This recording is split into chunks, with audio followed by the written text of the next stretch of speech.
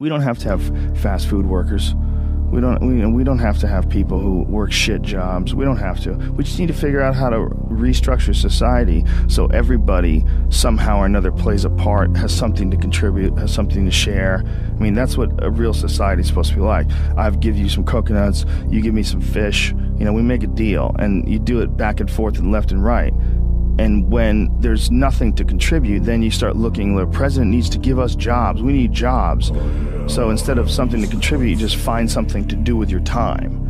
And then it becomes about doing that more than it becomes about finding something to contribute.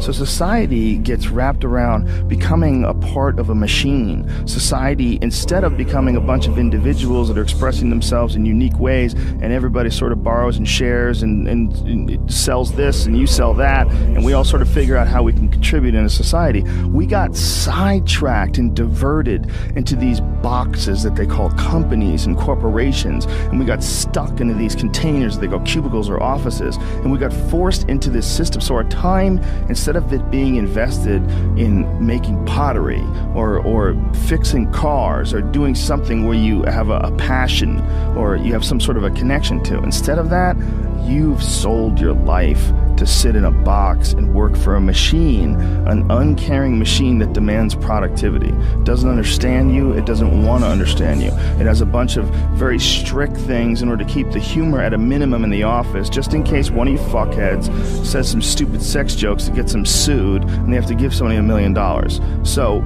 get it together, and this is your life now. No natural behavior. Everybody's wearing clothes they don't want to wear. Everybody's showing up and doing something they don't want to do. They have no connection to. That's the problem with our society.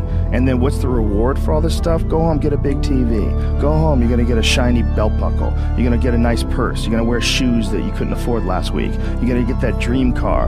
And every week we're chasing down this new object. And every week we're trying to fill this hole in this sad shadow of a life that we've been left with after work.